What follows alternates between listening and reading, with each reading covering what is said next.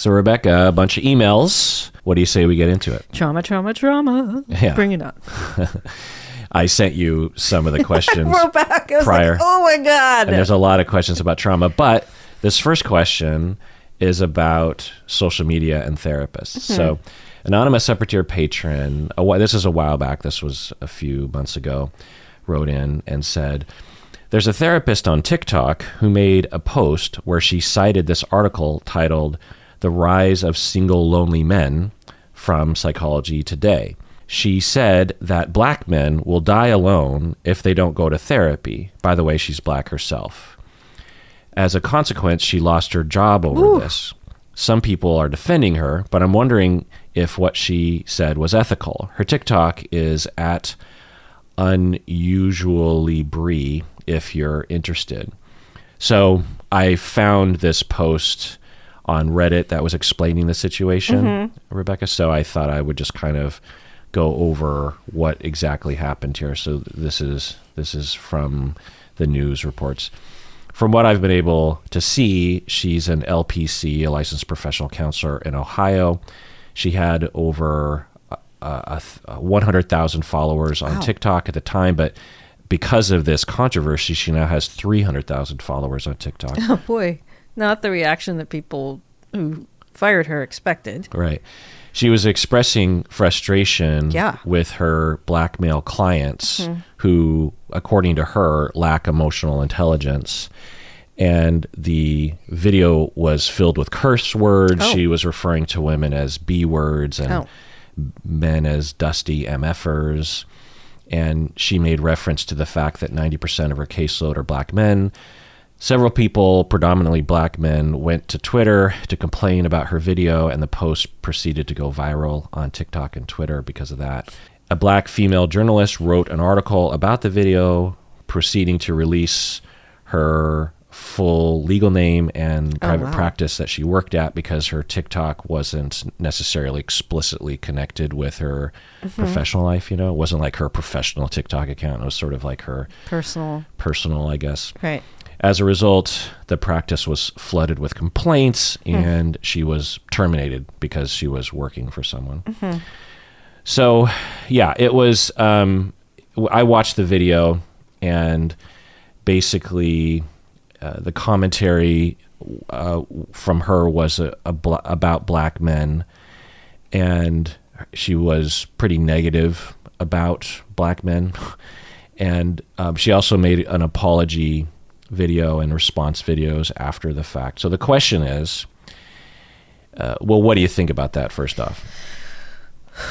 Well, in listening to this whole story, I'm like, the world we live in right now is so crazy.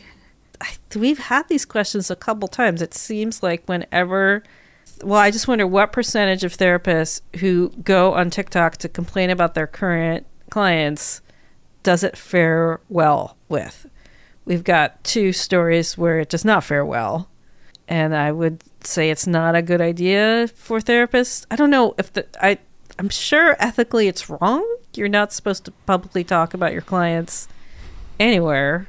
Well, I'll get into that in terms of the nuances, because I've thought about it and have the exact ethical codes that we can go over. But it's potentially unethical, yeah. But it's not cut and dry. It's not as cut and dry as other kinds of ethical violations.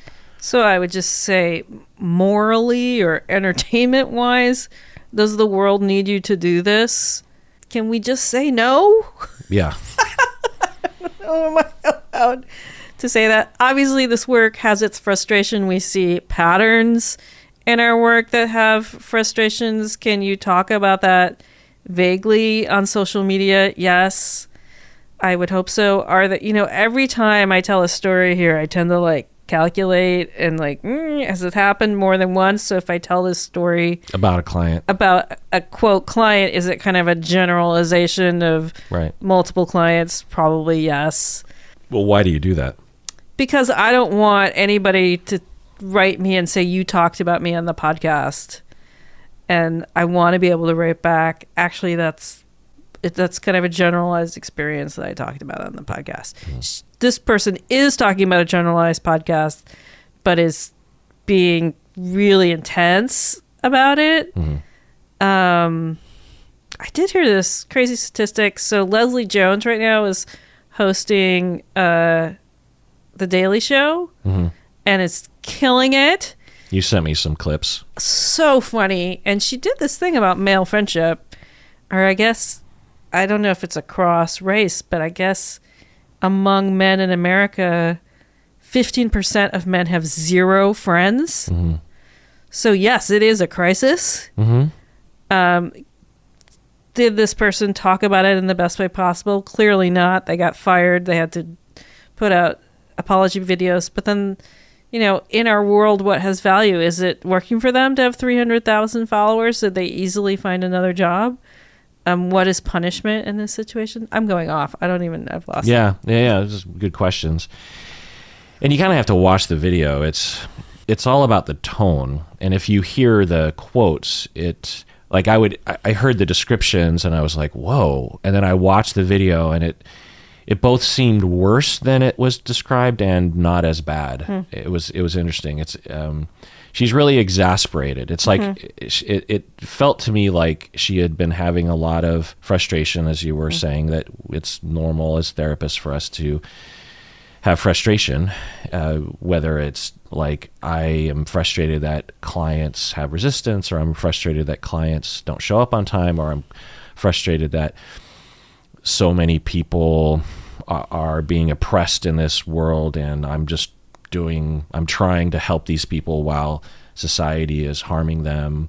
Or, you know, there's just various different frustrations that are common to us. And so it felt like she had she said in these interviews or videos that 90% of her clients are black men. And according to her, she was running into a lot of black men who have a lot of difficulty expressing their feelings and were suffering. And, you know, you could imagine being a therapist and session to session to session running into the same problem and possibly some resistance, or a lot of resistance, from the clients who are maybe even overtly saying, I'm a man, I don't have those kinds of emotions, or you can't, you're treating me like I'm a woman, or I don't know, who knows what she was running into. But, and then of course, seeing these men suffer, and it's her job to try to help them not suffer. And so she's running up against this over and over and over again. Then she, at the end of the day, turns on her recorder, her phone, and just records this rant where she's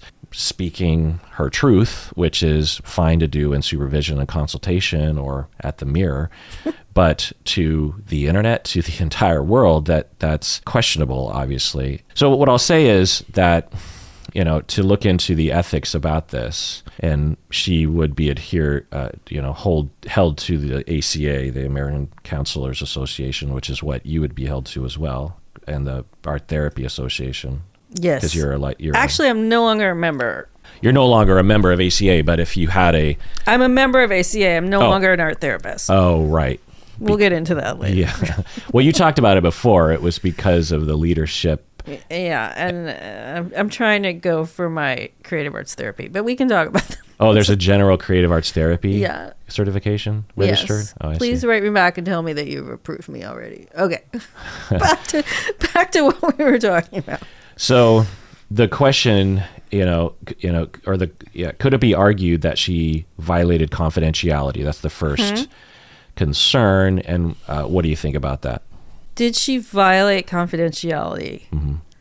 Because that's what she's being accused of. I would say no, because she didn't use anybody's name. I haven't seen the video. So she didn't use anybody's name, and these are general facts. Right. That no one would be surprised by. Right. If you are, you're living in a cave. Yeah.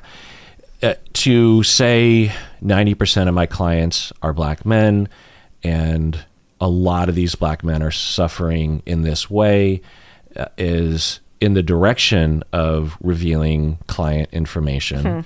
And so I think most people would argue that it's not breaking confidentiality of a particular client. But like I say, I work in South Seattle and I see adults with complex post-traumatic stress. Someone could post themselves out of my office and see who all my clients are. That's on them for being weirdos. Well, another angle is if for example, you said that 90% of your clients are that, and someone knows that they go to you, yes, then they would say, well, there's a pretty good chance that that person that I know, my friend or my coworker or my subordinate at work, has that issue. Mm-hmm. And you could argue that's breaking confidentiality, because you're giving the public enough reason to know what this individual is talking about in therapy. And so this is why you don't do this kind of thing, because it risks that. But it's not overt confidentiality breakage. And you and I on this podcast will say similar things. We'll say a lot of my, well, I don't know if I've ever said, well, no, I have. I've said statements like, I remember not too long ago saying that all of my clients are people of color now, or something like that. But that isn't necessarily revealing client material, you know what I mean? Right. But I don't know a single therapist that doesn't advertise their specialty. Right. But another thing that I will say is, and Bob will as well, that we will say, I was talking to a client earlier this week and we talked about X, Y, and Z. And now, so the calculation, the algorithm, if you will, the formula of decision-making ethically is, does the benefit outweigh the risk? And you have always, like, we are doing education on this podcast. Right. So it's not that I would say these things just to say them. I'm saying them to try to make a point, to benefit society, to help therapists who are listening to learn, to normalize these kinds of things, to maybe even if my client were listening, to be further validated by what I'm saying on the podcast, you know. Now, I hope I've never said anything in this vein that this therapist was saying, like, just her tone was very punitive. She was like, she's burnt out, and she was angry at her clients. She's like, these, dusty MFers are not, they lack complete emotional intelligence. I can't remember the words she was using, but that's also messed up. I mean, she's not, that's just burnout. Like, put that into context. Like, why is your client responding in that way? What is the institutionalized racism? What is the historical oppression? Meaning it's not the client's fault. It's not like they show up on purpose to annoy you. Like, to annoy you. Look what time it is. Time to make my therapist hate me. Right. Exactly. I mean, that is like the hard part of our work as a clinician. Like, here, I'll just speak for myself. So here I am. I'm an adult. I work with adults with complex post-traumatic stress. They get mad at me at session and regress. It is my job to hold the container of therapy and think about they are exhibiting this behavior because of their childhoods and all kinds of factors. Do I look at them and say, stop acting like a whiny baby? No. Right. I hold the space and say, hey, there are many, many things I could say in that moment. One of them is, do you feel like a younger self is really present right now? Yeah. And the idea that, like, Black men aren't allowed to be emotional, we could go off on that for hours. Like, it's not safe for them to have connections. This is part of post-traumatic slavery complex. This is a huge part of racism. This is, and toxic masculinity. Right. We could go on at length. But so here, this woman did this thing. Yeah. And she got punished. Right. So confidentiality, we could say maybe, but not. This is the sick part of my brain is like, Black woman therapist, that woman got a job the next day. Like, that is. What do you mean? I mean, there is such a high need for people of color therapists. Yeah. I hope she got a job the next day. I can't tell you how many people write me and they're like, I'm looking for a Black woman therapist. And here in Seattle, I'm like, well, good luck. Yeah. So I hope this woman is getting paid well at her next gig. Yeah. And has learned her lesson. So another question ethically is, could it be argued that she published statements that alienated her current clients and harming treatment? Yes. Yeah. If you go online and call your clients, if you swear about your clients, And I know many of my clients listen to this podcast, so I think I would hear back if I had put them down. Yeah, this is the main ethical argument, I think, which is even if just one of her clients felt insulted and hurt and harmed and unsafe in future sessions, then that is absolutely an ethical violation. You can't go online and just start screaming at your clients and calling them names and risking alienating those clients. It's just, it's not okay. Now, the major caveat to this is people will make an argument that she was speaking within the style of black men. Right. Similar to the Saturday Night Live skit, Black Orchid, like, take no shit. Yeah, it's possible that when she talks in that style, the black men, having heard it, if her clients had seen it, which I'm guessing many of them did, that they might receive it as nurturing in a way of a wake-up call. Right. Like maybe even within the masculine arena where you just confront someone. I've done that before with men where I will, and even with black men also, but just men in general, when I feel like I'm not getting anywhere with them, sometimes I'll just puff up and act like I'm a coach, and I'll just start. It's rare that I get to this, but there's been moments, and I just start essentially talking down to them and saying like, look, pal, da da da da da. And often it works, because it's their language, that's what they're used to hearing. They're not used to hearing, how do you feel about that, or tons of validation. So it could be argued that it actually enhanced the treatment. We don't know. If someone came to me and said they were about to, if a therapist trainee came to me or a colleague said, I'm going to do this and I'm quite sure that all my clients will benefit in this way, I would say, well, you don't have to post it online. Yeah. I mean, there's also we are in a way, we're in the middle. So there's also, by putting it, it's not just the clients, but the people that are paying you, insurance companies or her boss, will see like, oh, this is your style. You're this harsh in your off time, in your on time. Right. It's not attractive. Yeah. Is that the right word, or it's not? It could make us look all like this is what we do at this practice, that we tough love. We literally berate. Well, online, right?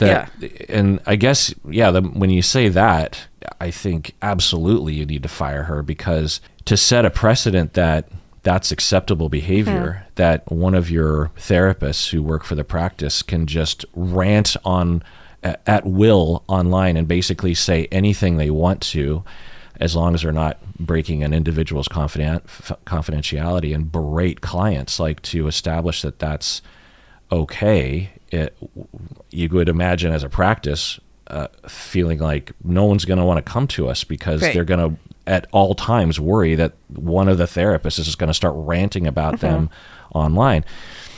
So yeah. And for some of you in the know, therapists out there, that there's a lot of this kind of communication happening online. This is not isolated to this individual. Maybe not to this degree where it's a video of just ranting about this, but people will post on public Facebook pages saying things like, oh, clients today, what a disaster, or something like that. And it's a known fact. It took us a while to establish the ethics regarding this, because social media happens so quickly and our field tends to move so slowly. But it's a well-established ethical norm that you don't do that. Don't do that. You don't do that. Publicly express your frustration, because you could, one, harm a particular client, and frankly, you just make us all look bad. You know? You make us look like we're immature ranters online that can't handle their stuff. Now, behind the scenes, if you want to refer in a public forum. Boy, I've had some rough times, sort of generalizing it, not to a particular day, because then you would identify maybe a particular set of clients. And during those times, I consult. And when I'm consulting, I'm not exactly rational. And I'm getting burnt out sometimes. And I will sometimes vent my frustrations about clients. You can say those kinds of things, right? And that would help, because that might model for other therapists that that's okay and they should be doing that. But to say the way that people will rant at, they work at Microsoft and they go on Facebook and they say, "Oh, Microsoft employees, what a disaster." Okay, you're a Microsoft employee. When you're a professional, when you're there's ethics, there's HIPAA, there's so many laws and codes and all. Anyway, so another question. Well, anyway, getting back to that, have you seen stuff like that online? Yes, and I was shocked. Yeah. And one was a former student, and it was on yours. Yes, and it was on her personal Facebook page, and I was like, do I say something like, "Hey, you gotta not do this"? What was it? What'd they say? She worked with an autistic population and would often post like, "You'll never believe what wacky thing the kid did today." Oh. Like angry or just like funny, interesting? Like on the spectrum, goofy story. But I was like, not okay. No, no. Yeah. No. Right. And it's an even bigger problem, because if you have clients who might not be able to advocate for themselves because of a disability or something, then that's an even worse situation, right? Because even if they were harmed, they wouldn't have the power to be able to advocate, to fight back. And there's the flip side of this, especially with art therapists, because like the projects are so dynamic. I'm amazed at how many art therapists, especially ones working with kids, which we know that's triggering for me, they'll post full facial images of the kids with the art and be my God, what? And be like, look how amazing this was. And I'm thinking, like, do you have a release for each one of those kids and their Plus, parents? even if you did have a release from that kid, it doesn't justify it. Just because the kid, and of course, parents can sign off on those things. But I've always told my trainees, look at this great self-esteem group we did today. And I'm like, no. Like, I will post the directive that I am doing with clients that week, because I often do kind of a directive of the month, of the week kind of thing. But I will never post client artwork or a picture of the person doing. Yeah. Imagine being a client. Yeah.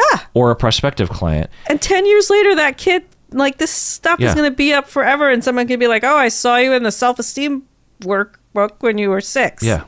No. Even though it's technically legal and ethical if you get consent from the kid and or the parents, if the kid's below a certain age, it is not okay. Yeah. Client artwork is essentially client material. You're basically just publishing the session to the internet, and that's just not okay. If you're a mom and you want to show off your kid with a picture, fine, I guess, but even that has its issues these days.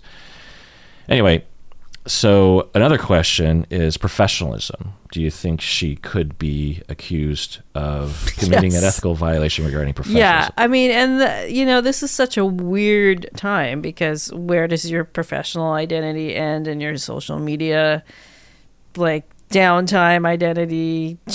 Can you remain anonymous on TikTok using your whole face? You can just screenshot that and do Google image search and figure out who that person is. Right. So, I mean, these times are ridiculous. And no one has any anonymity anymore. I had the most modern anxiety dream last night that fits in perfectly to this. And I didn't even know you were asking me this question because it wasn't on the list.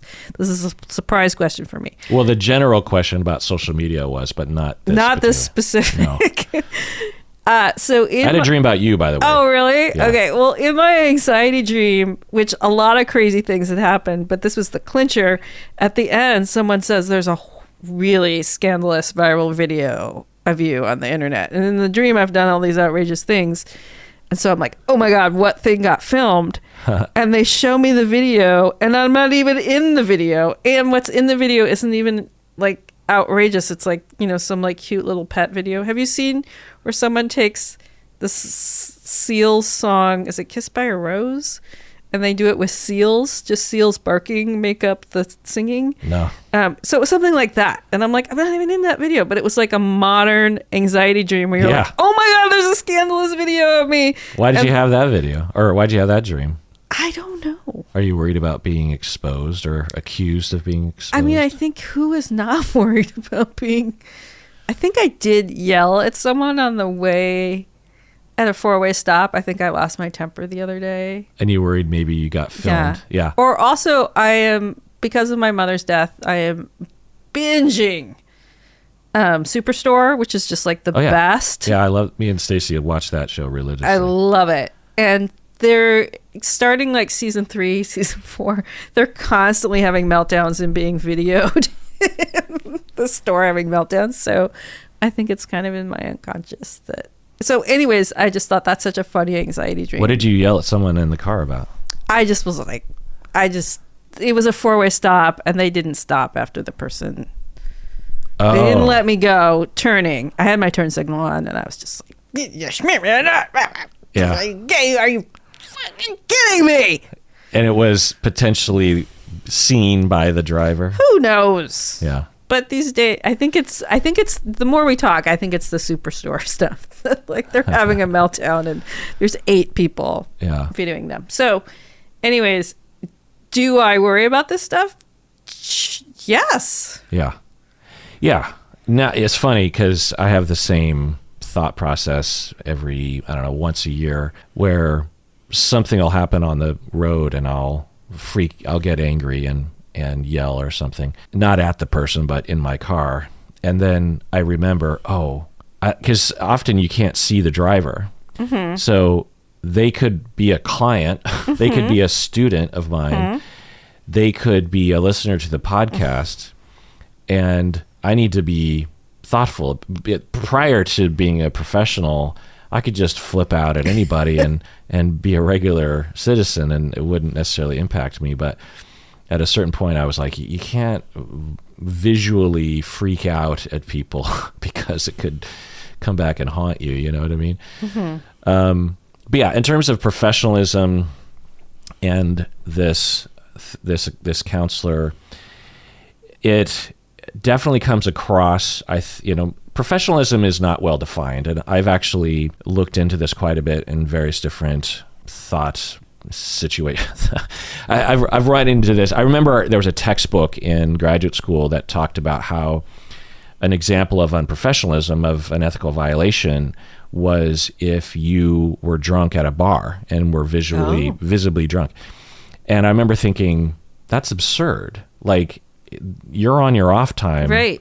And you're not committing a crime. You're not doing anything bad, and you're not allowed to be who you want to be. I just thought that was a cultural judgment of what is considered quote unquote unprofessional. Is it a good look? Do you want to have that situation happen? Is that your daily MO? We hope not. But every once in a while? Yeah. But you're allowed to live your life. I mean, according to that definition, I don't know, doing a drag show is unprofessional because it's what? Like it's too flamboyant or outrageous yes. Yeah. So if you're visibly drunk in a bar, again, you're not committing a crime. You're not yelling at anyone. It was just like I think it was even like you're dancing and you're drunk or something. And I just thought, that doesn't sound right. That's not a universal point of view. And I've read lots of other stuff about because I'm concerned as a podcaster about, am I committing an ethical violation regarding professionalism? And I've looked into all the experts and I've read a lot of the contemporary thinking around that. That the thinkers in our field are 10 years behind. Right. I mean, we're not getting... If I consulted any of the professional organizations, they don't understand what technology is capable of, and it's not like we are getting active dialogues. It is like Kirk and I are on the cutting edge having this conversation right now. Literally 5-ish years ago, I was at a training, an official training on the ethics of social media in our field, using social media. And one of the older participants and students said that she considered it, and a lot of other people agreed with her, she considered it completely unethical to even have a personal Facebook page. Yeah. Oh, yeah, I remember this. Or like tons of my therapy friends, use an alias on Facebook, and I'm like, who are you? And I'm like, oh, you all went to that same training. Yeah. Where you were told not to have a personal Facebook page. Which is absurd. Right. Like, it's absurd that is considered unethical. And it's not actually officially, but there's rumors, a lot of fear in our field. So much fear. Yeah. And really a gross misunderstanding of the ethical codes, because...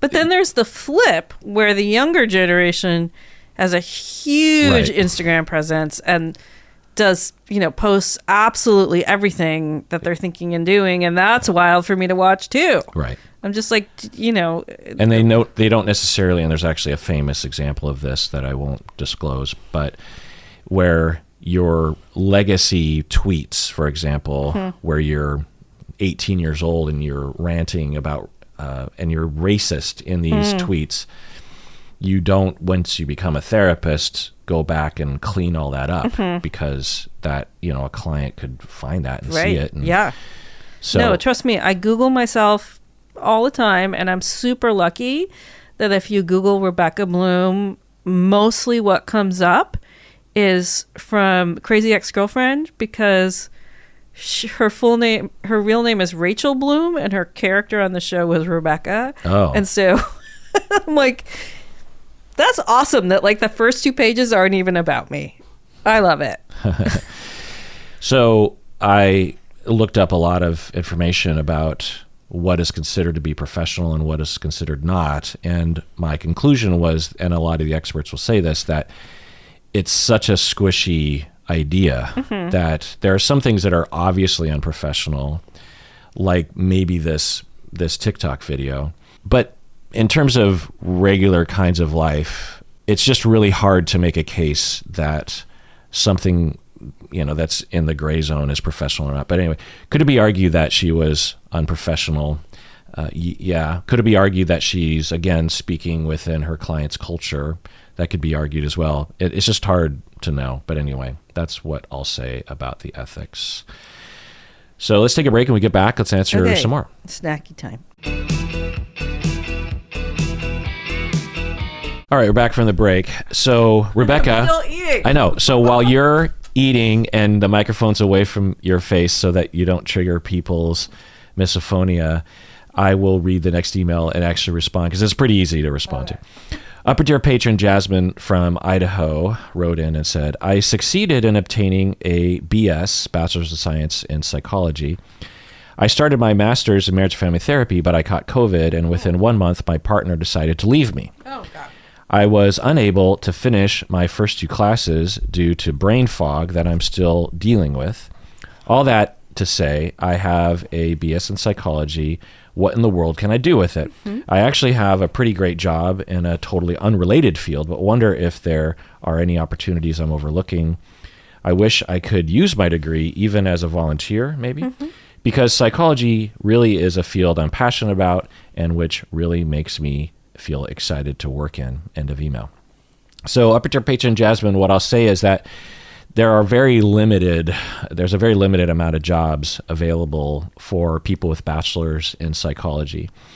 There are jobs as a paraprofessional, but you don't even need a bachelor's in psychology for that. I suppose it might help a little bit to get the job, but there are what we call paraprofessionals or techs, people who work alongside clinicians by, like I used to work for an organization that did in-home therapy, family therapy, and we would occasionally have paraprofessionals that would, say, entertain the kids during a session, or entertain the kids while the parents clean their house, or entertain the kids while the parents are trying to sleep, or they might also come help the family get groceries or set up the kids with a charity for the holidays. Or, there's just these tasks that might require a fair amount of know-how.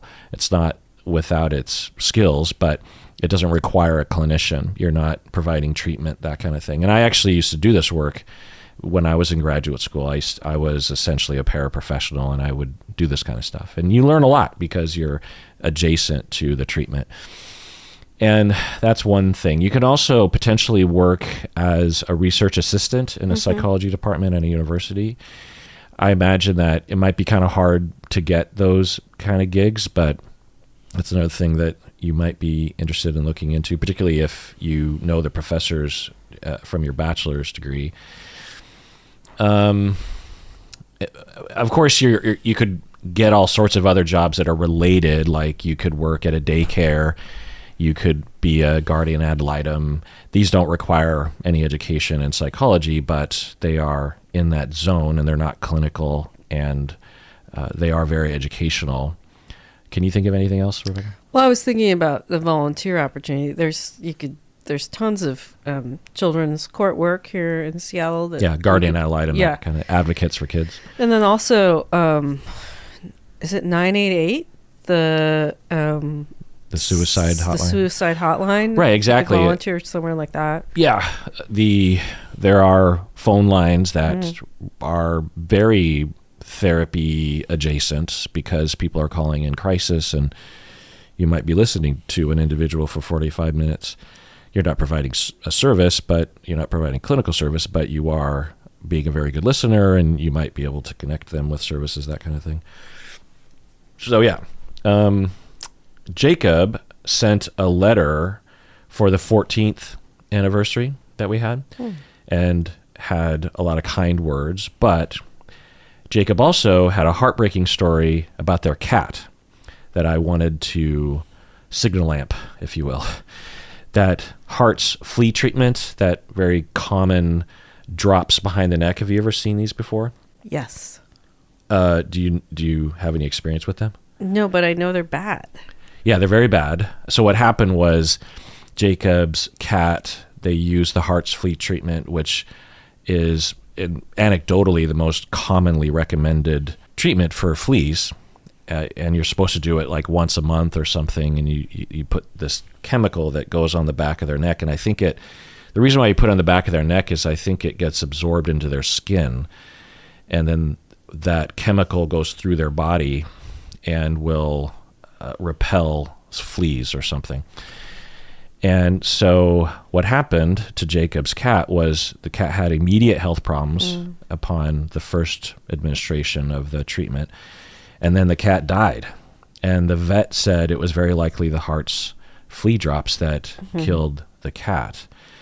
As another example, our dog, Chloe, possibly had the same problem and died. And what happened to her was she was administered the Flea treatment and soon after had massive neurological problems for years. Oh. And just the most horrific, traumatic seizures. It was awful. There were thousands, I don't know, hundreds and hundreds of these seizures that the dog would go through, and it was really awful to see. It was really awful to deal with, and of course we did all sorts of treatments, and we went to so many different vets, and we did all these diets, and we did all these meds, and we did all these things, and some things would seemingly work for a while, and then it wouldn't work, and then eventually it killed her. And so I just want to put out there, and I looked up the science, it's a well-known risk factor for neurological disorders in pets, this Hart's Flea treatment or any kind of similar treatment where it's the same compound. And the fact that it's well understood and well known, and yet this is still on the market and still often being recommended by vets is a crime in my book. Well, and we had a really hot late summer, and our dogs had fleas, and I remember it was like kind of an emergency, and I researched this, and Beth was like, no, we can't, because she researched it and then it was like, oh my God, we have to pay $75 for flea treatments at the vet for our dog. But it's like, I don't want this to happen. Yeah. I don't know the percentage risk, but it's significant enough that I would say absolutely no. It's fleas, right? It's not like it's a life or death matter, right? If it was life or death, then it's like, well, maybe it's worth the risk if you're rolling the dice. And fleas aren't great, but there are other treatments that don't risk killing your animal and also, or having your pet go through years and years of neurological problems that are extremely traumatic and hard and will eventually kill it. Obviously I have a lot of feelings about it, and we don't know if it was the flea treatment, of course, because animals can suddenly or over time develop neurological disorders just from genetics or something. So there's no way to know, but there's enough evidence pointing in that direction that that's what was wrong with Jacob's cat and with our dog, which is just heartbreaking. Anyway. Okay. Anonymous upper tier patron, she wrote in and said, and I did send you this question, by the way, did therapists who were trained in the 60s, 70s, and 80s receive very different training that did not emphasize active listening skills and creating a safe emotional space? Yes. I'm saying this because out of 5 therapists I spoke to in the last several years, 2 were older adults who did not utilize empathy. They were poor listeners, and they were pretty invalidating. But the 3 younger therapists I spoke with responded empathetically, validated my feelings, and utilized active listening.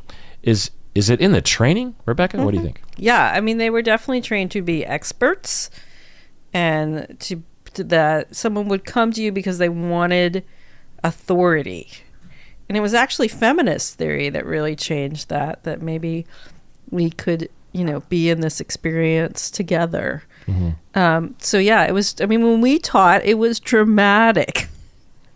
Like how some of the older therapists trained younger students, and then they get to my class and I'm like, hey, that's not going to fly in the modern world. Like, let me give you another option of how to be. So for sure, culturally, we have radically shifted in terms of, do you go to a therapist to speak to an expert, or do you go, and this is actually the work of Judith Blank. Oh my God. This is Trauma Treatment 101, which is the first thing is to tell your story is to be validated, and not shamed, or that you would come to therapy to hear what you're doing wrong versus a strength-based approach. Yeah. I don't know the answer. I mean, anecdotally for me, this is also an East Coast, West Coast thing. I was going to say, because as you're answering, I'm like, I bet you anything on the East Coast, it definitely had that delineation between these expert, psychoanalytically oriented older folks, older white men, who were definitely talking one up, one down, and were not very good listeners. And then you have this younger group who were much better listeners and much more aware of things. And on the West Coast, though, I think the therapy style that emerged over here was very Carl Rogers, Virginia Satir, all that stuff. So not only feminist influenced, but also systems theory, which is also very acknowledging of the person of the therapist, and that you're not an expert and you don't know objective reality, the cybernetics of cybernetics, as systems thinkers will call it. But so I think it depends on where you live to some extent. And I also think it just depends on, because I also anecdotally for myself see in my life, in my circle, that there are older therapists in their 60s, 70s, 80s who are some of the best listeners I've ever met. And I also anecdotally will notice that some of the younger therapists, 30s, 40s, therapist age, that there isn't as much emphasis on the super Carl Rogers style of validation because it's sort of fallen out of favor. You know, the humanistic movement was humongous in the West Coast in the 60s, 70s, and 80s. And I think the folks that came up during that time, and I was trained by those people in the 90s, and so the severe listening style and the severe living in the here and now and the severe like really attending to someone and having a lot of empathy was definitely ingrained in me, and I don't see that as much anymore. I don't know what's really happening, of course, because I'm not like observing everyone. I don't know exactly what the research would show if they've even done studies around this, but anecdotally, it just depends where someone came up. Because certainly I have trainees that I've worked with or students that I noticed who were excellent listeners and either knew to do that or were trained to do that or something.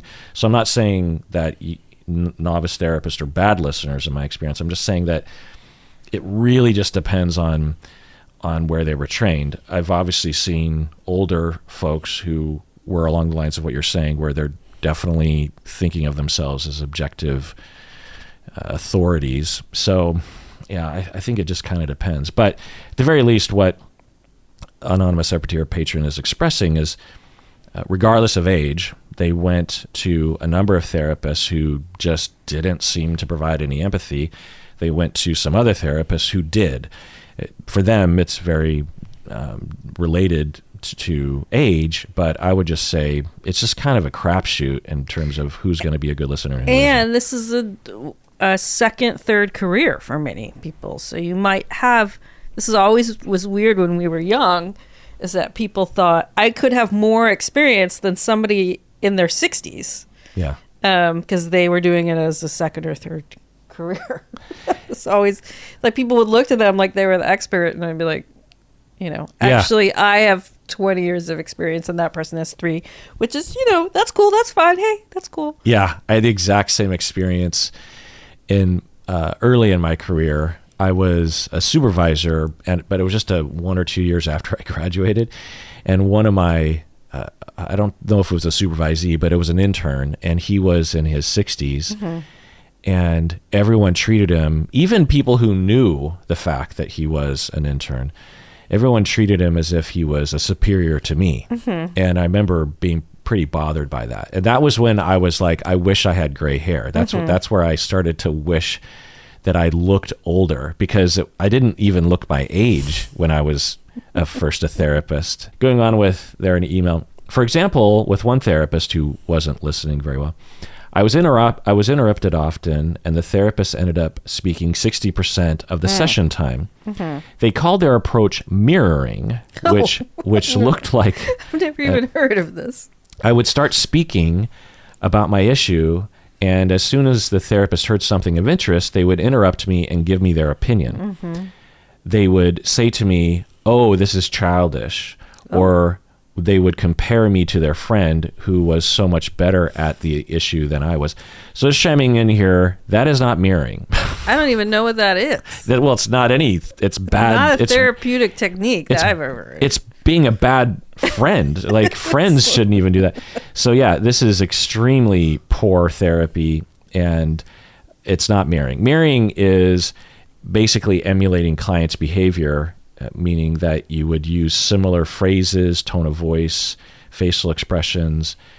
You're essentially trying to make the client feel so heard and understood that you are embodying their, like a client says, "Oh my God, yesterday my husband was so annoying to me," and there's a certain tone of the voice, and you might, as a therapist, express a similar facial expression or body pose, of what the client is saying, and then you're like, "Oh, so he was really annoying to you," in a very similar voice as they're saying. That's mirroring. That's an example. To chime in with your own stupid judgment of the client is not fucking mirroring. My God. Going on with the email, I felt pretty upset and teary during the session and invalidated.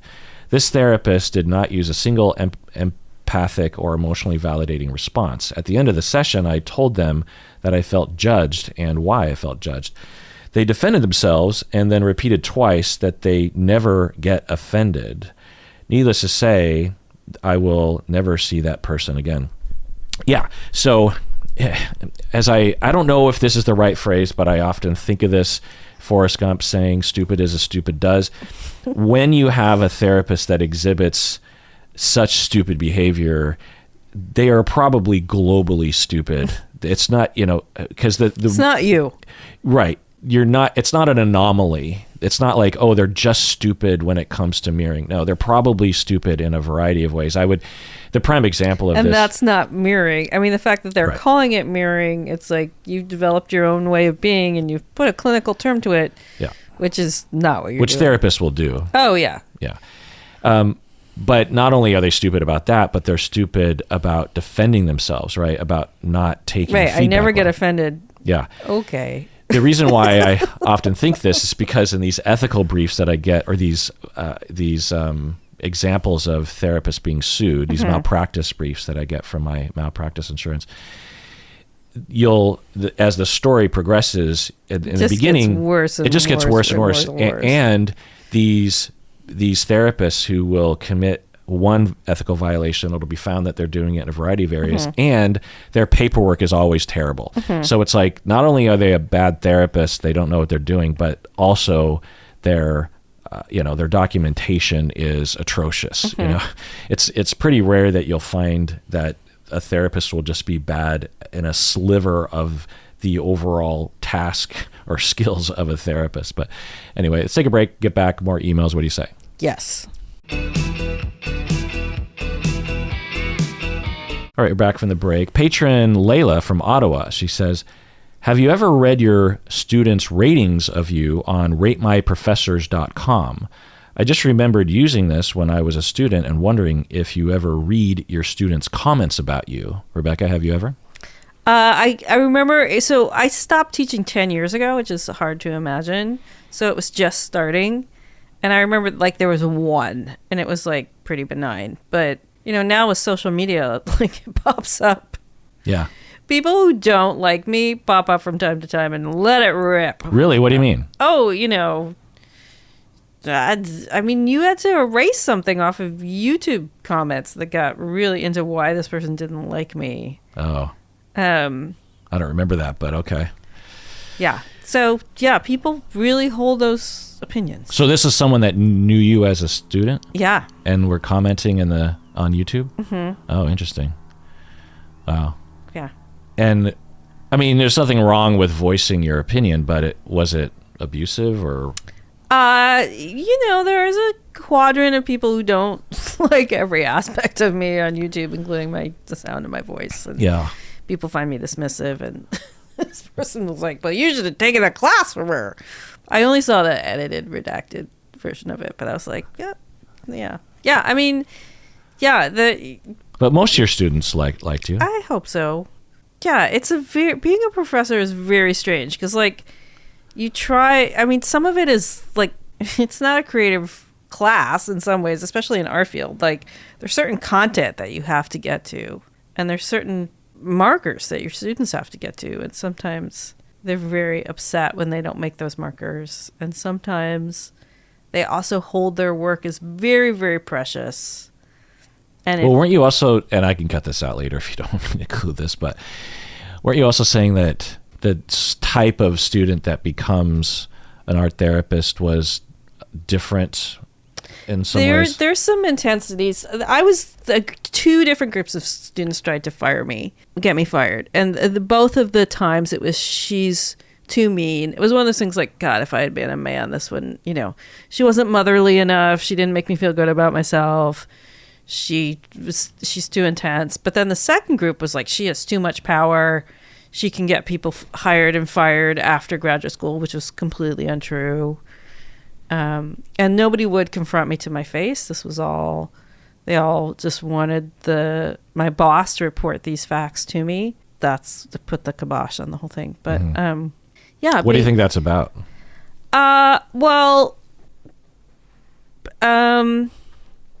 anyone in the teaching profession knows that this happens from time to time, that students pick you as the reason XYZ isn't happening. We also statistically know that female professors get ranked, I think it's like 80% lower than male professors. Like, it is dramatic. Yeah, it was pretty clear, especially since I worked alongside dozens of women professors, and I would hear things that students would say to them, students that I knew. And I thought, my God, a student would never even come close to saying that to me or doing that to me. The disrespect and the transference maybe or something. I don't know. But I was astounded. I mean, I couldn't believe one woman professor, she was also there, talked about how a male client, or not a male student, picked up a chair and threw it at her or something like that. And I just thought, my God, I mean, the amount of sexism, that women have to deal with, I just thought, and the amount of privilege, I felt guilty, but I felt so lucky that people just don't do that to me, Well, and the second time it happened, I went to my boss's boss, who I liked a lot. I was like, here we are again. I don't know what you want to do, if you want to like reprimand me. And she said, I'm not firing you. Like, they don't, students can have their own experience of you, but like what you provide, we really, really need. And you do a good job at it. I'm sorry they're mad at you, and like you're the person that they're mad at right now. And especially in... Was this Jane or the one before Jane? This was actually, oh my God, this was the one before Jane that was so great, that loved me so much. Like in the late aughts? Yeah. Yeah, what was her name? We're thinking of the same person. Yeah. She was dean of psychology. Yeah, she was amazing. Huge mentor of mine, still to this day. Oh, really? Yeah. I mean, I just reached out. I've reached out a couple times. Okay. Anyways, just horrible that I can't remember her name. I can picture her face. She was not on board with me being hired, by the way. Oh, really? She eventually warmed up to me, but she was like, "Why do you want to hire this Yahoo? He doesn't have any special thing about because usually when you're looking for a professor, the things that often will impress deans and universities is you have this robust research area, publication history, or you're well known for this and that. And I didn't have any of that at that point. I was, we knew you a potential young man. We could see. Well, Paul did, right? Yeah. But the rest of everyone else apparently did not. But anyway, she eventually absolutely warmed up to me, and we were friends.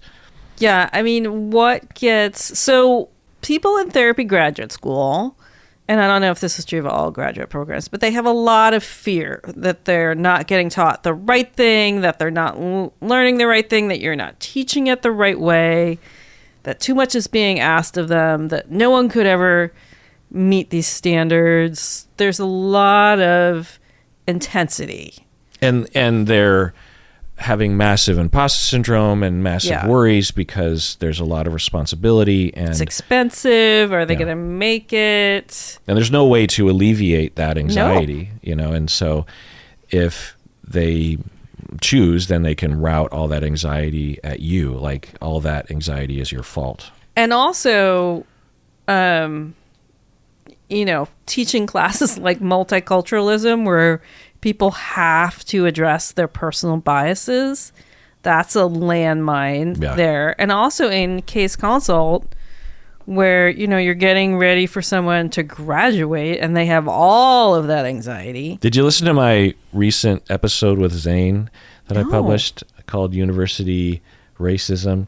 I gotta listen to it. Yeah, we talked. He's a fellow professor, and we talked about that for half the time. I'd be interested to hear what you thought about that whole conversation.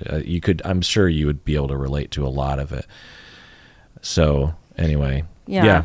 But also, I mean, just the gender intensity, obviously we just said this, but I'll say it again, that, I don't present as a loving mother And I always think of, may her memory be a blessing, Carol Stanley, who did present as a loving mother. Mm-hmm. She died, by the way. Died. That's why Rebecca said that. She died a few years ago or something. But, I'm intense and I'm opinionated, and I think the best way to get an opinion through to someone is humor, and I'm not going to laugh at their jokes if they're not funny, and I'm going to ask of people because I want them to succeed, and that's not all necessarily attractive if what you really went to therapy school for was to find a nice, warm mommy like Carol Stanley. Yeah. Well, to answer the question from my side, rate my professors, I did look at it because I was extremely curious years and years ago, because I don't know if it's that popular anymore, but there was a time when I feel like it was more popular, like late aughts, early tens. And I had some ratings, and it was nice to see. I think I was cringing as I opened it up, like, oh my God, what's it going to be? But it was, nice things. But the one thing there are two things that were interesting, notable. One is that they have this chili pepper. Yes, were you hot? Yeah, meaning that you're a hot professor, meaning that you're attractive. And I found that to be extremely problematic to have as a part of this rating thing. And someone said that I was hot, and I'm like, I don't know. I just thought, like, come on, let's grow up. And also, like, I did not get a chili pepper. No. Wait, so that's what you're thinking about in class? Come on, I mean, of course, as a man, it's not threatening to me as much as it would be otherwise. But I don't know. I just felt, on one hand, I'm like, oh, well, I guess it's the internet, so what are you going to do? But on the other hand, I just felt like, I don't know. The other thing that bothered me was, at least back then, I don't know if it still is they had like 4 or 5 different dimensions that you were rating your professor on, like how much did they know, how much did they teach you, and one of the dimensions that you rated on a scale from 1 to 5 was how difficult the professor was, right? So if you're a 5, you're very easy, and if you're a 1, you're extremely difficult. Negative. Right, it's extremely difficult. Right, exactly. And so I had a lot of, the raters would put me at like a 3, meaning that I wasn't easy, but I wasn't like impossible. And that brought down my overall average. Right. So this, at least back then, the ratemyprofessors.com index ranking was based on how easy a professor is, which cannot be related. You should never, especially in graduate school when you're paying all this money, you should never seek an easy professor because you're not going to be pushed. You're not going to learn much. It's just going to be a walk in the park. And I've had graduate classes like that I'll say I selfishly appreciated how easy it was. But looking back, I'm like, well, it was kind of a waste of time and money. So that kind of bugged me. But, who cares? Because it doesn't really matter. But I will tell you, just overall feedback from students, there is something about, so recently I've figured out that I have mild obsessive compulsive personality disorder, which has, in my conceptualization, trauma regarding criticism. And so the answer to the flaw being pointed out traumatically is to be perfect. It's pathological perfectionism. And I'm not diagnosable as OCPD, but I'm, I have some traits. And I didn't realize this back then, but I did notice the feelings that I had when I would, because at Antioch, you would get evaluations. Students would anonymously give you feedback and rank you, or, fill out a form not only of different, Likert scales of how good you are as a professor, but also they would have qualitative feedback, sentences like this professor, da-da-da. You would have it midway through the quarter and at the end of the quarter in every class that you taught. And you're supposed to read it, obviously, because you need to learn from feedback. I'll never forget the very first time I taught and I had these at the end of the quarter. I knew I needed to read it and I wanted to read it, but I also was terrified. I thought, well, eventually it'll get easier. It never got easier. I remember noting this, that after teaching for 20 plus years, and after so much, because eventually I became in charge of outcomes and I was in charge of analyzing all the data from all these evaluations. And not to brag, but I ended up, my ranking overall was pretty good. It wasn't as good as like Jerry, for example. He was always off the charts, but I was definitely in a category of clearly I'm doing the right thing in my classes, that on average students are satisfied for the most part. Occasionally you have a student that's not, but I'm doing pretty well compared to other professors. Not to brag. That is bragging, but not to brag. I am bragging though. And I worked my fucking ass off for that. It wasn't just random. You could say it was partially a result of sexism and privilege, but it was not because I just phoned it in. I mean, I worked my ass off every quarter. I taught family of origin for the entire 25 years, and every time I taught it, I revamped it. And that's stupid, because especially when I'm getting good reviews every time, why am I revamping it? Because I'm always tweaking. I'm always trying to make it even more perfect, And so I worked really hard, and yet even later on, it was easier relative, but it was still, to this day, reading those evaluations at the end of the quarter was one of the scariest things that I ever did. And this is so interesting because I think because of the harshness of the criticism I got, it broke you of... I was just like, whatever, like... But did you have that feeling initially? Because I find that a lot of professors take I mean, I worried at the beginning, and then when my experience, I mean, obviously, this is so interesting that our experiences were so different. Yeah. And it probably speaks, to our personality and all kinds of things. But I just let it go. And I was like, they need someone to teach this class. I'm a pretty good person to teach it. If something flagrant, I'll address it, but I just got to teach this class. Oh, for me, it was literally the foundation of most of my self-esteem was based on those evaluations. Like, really? it was, I had so much of my ego invested in how my students saw me.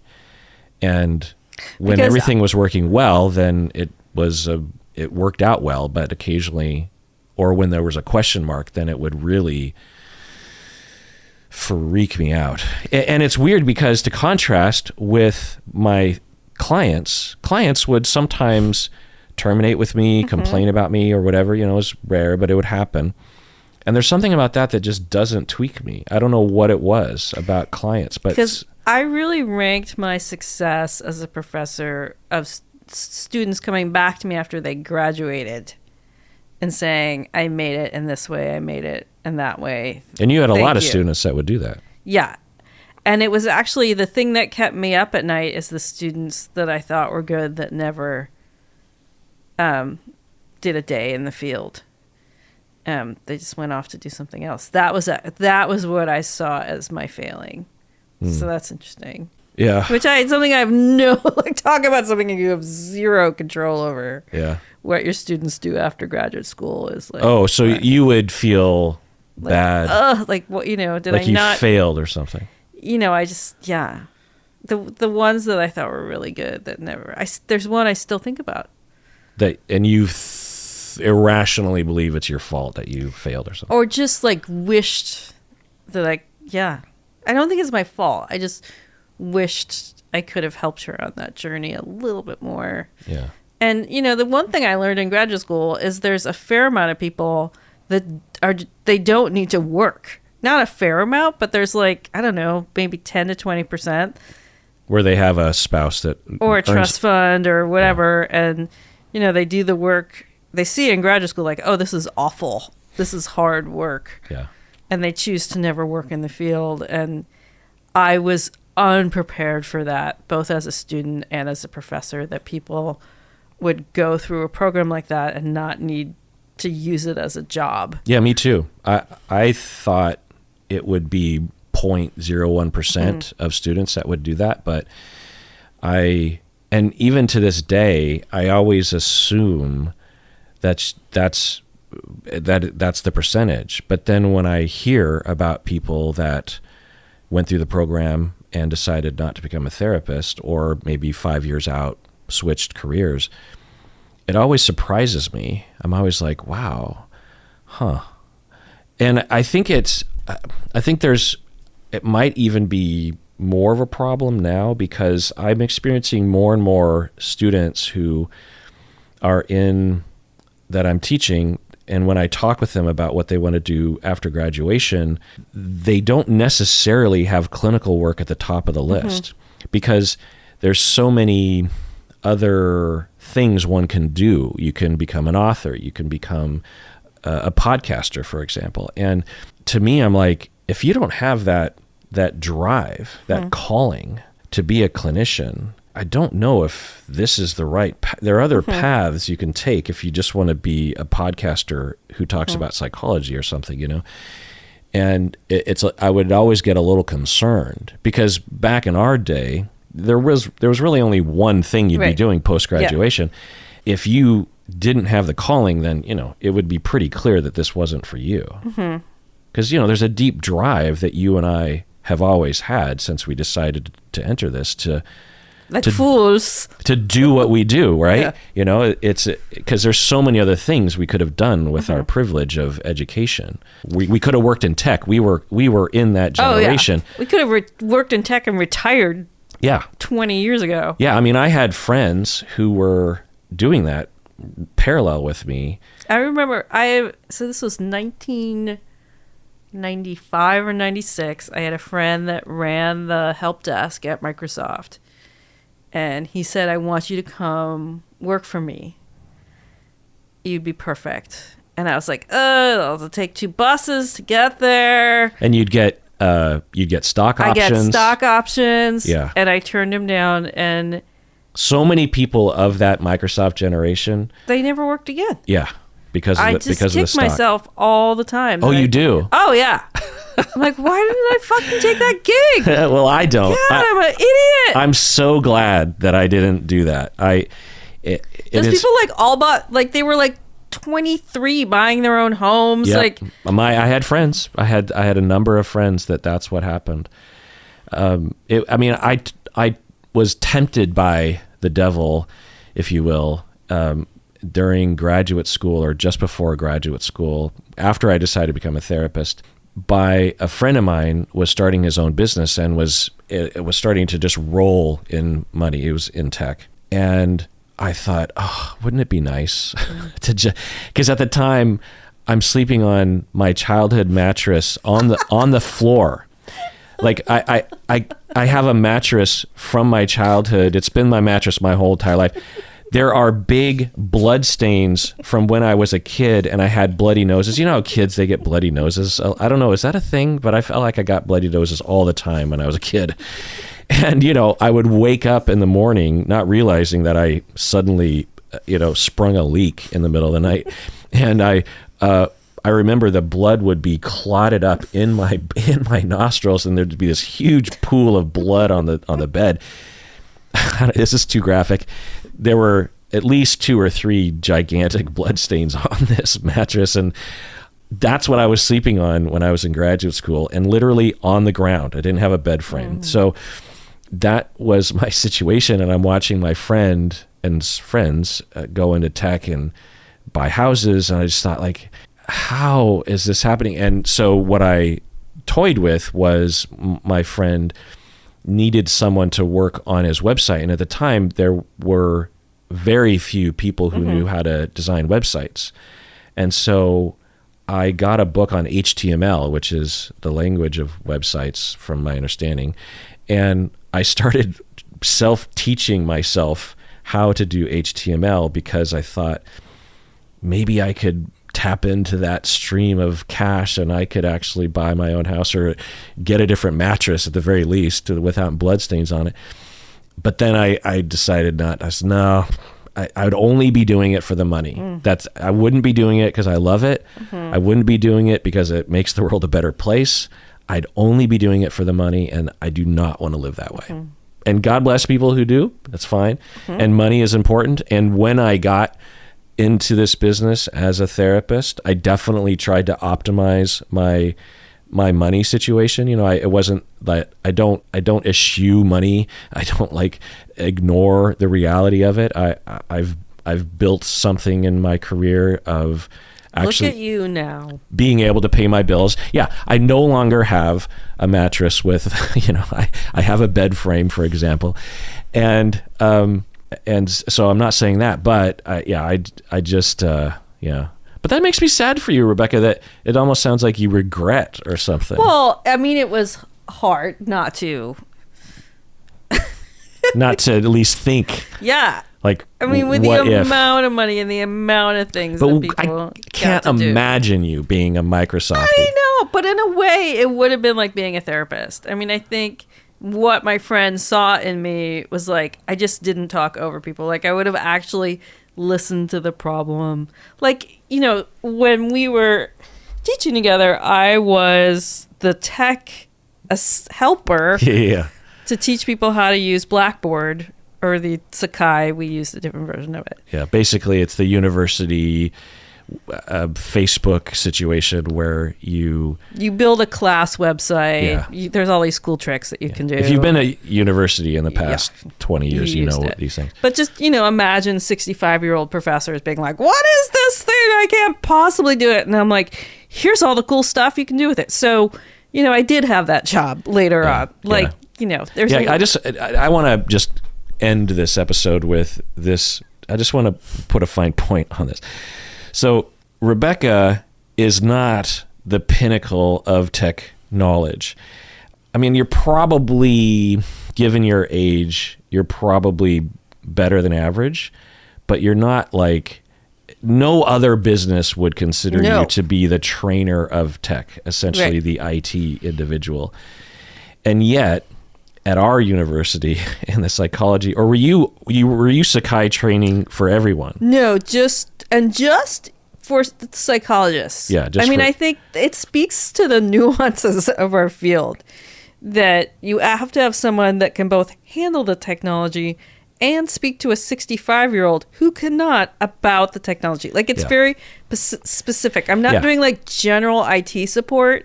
I'm training somebody in something that they think is impossible. Yeah. And I'm saying, this is kind of fun. Yeah, it's bizarre. And anyone who has run into this knows what I'm talking about. I'm not the first person to talk about it, of course, but the tech literacy or the terror that these older individuals had around it, because it was pretty simple, right? I mean, there were some quirky aspects to the interface. But it was definitely people at the end of their careers being like, anything new was so completely overwhelming and disastrous. Yeah. So that's actually how Rebecca and I officially met. Yes. And I mean, we had met, but it's how we ended up becoming friends and knowing each other was because Rebecca trained me on... Oh, is that how we... Oh, you don't remember that? I don't... I mean, at that point, I was training, not to say that you're not special. No. I was knee-deep in it. I thought we've talked about this before. No, I have no remembrance. I mean, I knew of you. You probably didn't stand out in that because I had so many crazy experiences with people being like, is this the Google? Well, I think you were also... bringing in... I think you were also recently hired. Yeah. Well, and also, there are requirements for college students of what their computers can do, but at that point, not for college professors. So people were bringing in these ancient 20-pound laptops. Yeah. And I was having to know enough to configure. Yeah, it wasn't that long. So this would have been in 2009 because that's when I came on full time at the university. And that's when you would have been training me on it because I would have needed to know of it right away. And I remember because I had taught at Antioch for already 12 years, but I was as an adjunct. But I'd taken off a couple years because I got totally burnt out on teaching for a variety of reasons. And Paul sucked me back in because I was done with teaching on 2 different occasions. I quit and said, I'm never teaching again. Like, this is too much work. It's too stressful. It's not enough pay. Like, I enjoy it. I love teaching. I love the students. There's so many things about it that I love, but overall, I just can't. It's such a burden on. I would get so nervous. I'd have to take a anti-anxiety medication just to teach, only to teach. Like, it was the only thing that I took. It was a beta blocker. It's just for performance anxiety. But I took it at 15 years into teaching. I was still taking this medication because I'm so terrified of public speaking, Rebecca. Like, this is shocking. It's not. You're an onion. Here I'm learning so much about you. Yeah, I was in my office and you were teaching me. And it was then that I was just like, oh, this is great that someone my age, because we were the same age, and there was a couple other professors that were around our age, maybe 1 or 2 was an art therapist and she wasn't there very long, but everyone else was 65 and older. Yeah. And we were 39, 38. Yeah. And it was, it felt very good to have. It was like, you look into someone's eyes and you're like, yes, yeah. Like, I'm not alone. I can talk about anything that's happened in the last 20 years. And everyone out there, please take care of yourself. Why should they take care of themselves, Rebecca? Because you're worth it. I did it right that time.